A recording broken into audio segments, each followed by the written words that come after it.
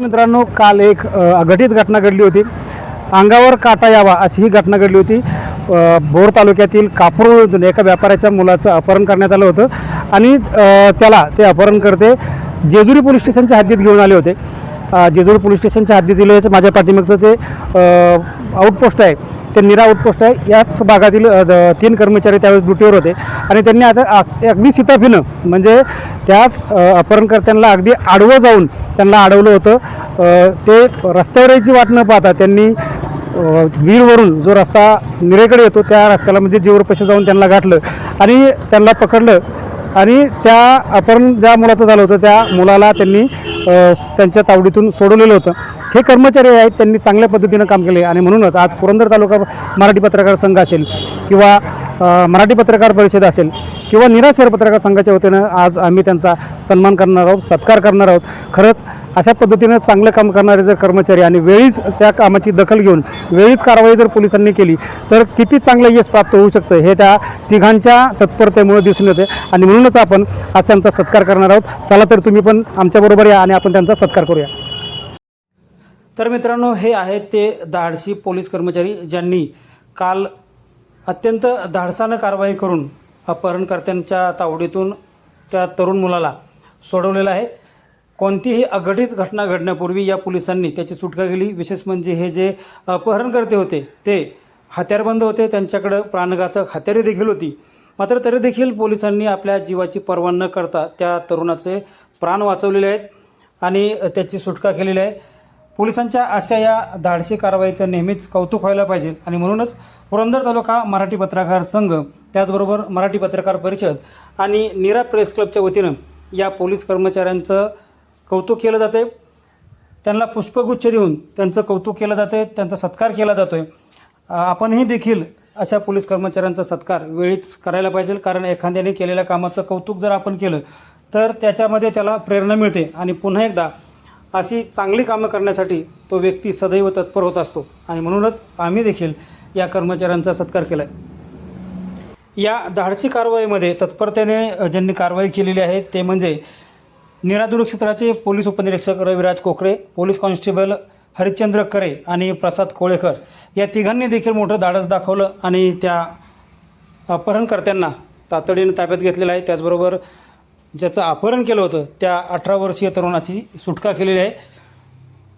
काल मंगळवारी दुपारच्या वेळेसच साधारणतः 1:30-2च्या दरम्यान कापूरहो तालुका भोर येथून एका युवकाला उचलल्याचं अपहरण झाल्याची बातमी पसरली आणि ग्रामसुरक्षा यंत्रणेवरून त्याचे फोन जसे पोलीस स्टेशनला आले तसे सर्वसामान्य नागरिक किंवा ॲज ए पत्रकार म्हणून आम्हाला सुद्धा आले.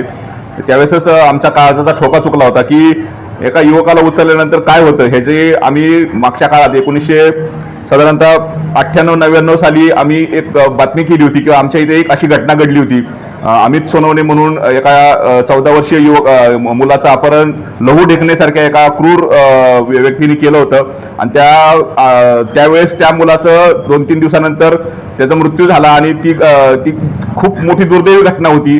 त्या घटनेचीच आठवण ह्या नीरा शहरामध्ये झाली होती. लहू ढेकणे प्रकरण ह्याच्यामध्ये थोडासा त्यावेळेस हलगर्जीपणा नाही झाला म्हणला त्यावेळेस, पण तो आरोपी जितका शिताफी हे होता की त्यामध्ये थोडंसं ही अपयश आलं होतं. मात्र कालच्या घटनेमध्ये मात्र नीरा पोलिसांनी धाडस दाखवलं. स्वतःच्या नीरा शहरामध्ये हा बंदोबस्त करणं किंवा हे होतं क्रमप्राप्त होतं. मात्र ह्यांनी ती गाडी कुठनं येईल, कापूरहोमधनं जर आरोपी निघाले तर ते ह्या भागामध्ये येत असतील तर कुठल्या भागातून येतील ह्याचं सूक्ष्म निरीक्षण केलं आणि गाडी नीरा पोलीस दूरक्षेत्राची गाडी उलट्या दिशेने अगदी 3च कर्मचारी ह्याच्यामध्ये होते. आमचे नीरा दूरक्षेत्राचे पोलीस उपनिरीक्षक रविराज कोकरे, हरिश्चंद्र करे आणि प्रसाद कोळेकर ह्या तिघांनी विरुद्ध दिशेने म्हणजे जीऊर मांडकी ह्या रस्त्याने प्रवास चालू केला. आमच्या नीरा पोलीस क्षेत्राची एक जीप आहे त्यामध्ये सरकारी वाहनातून आणि जीऊरच्या जवळ गेल्यानंतर त्यांना ती गाडी समोरनं दिसली.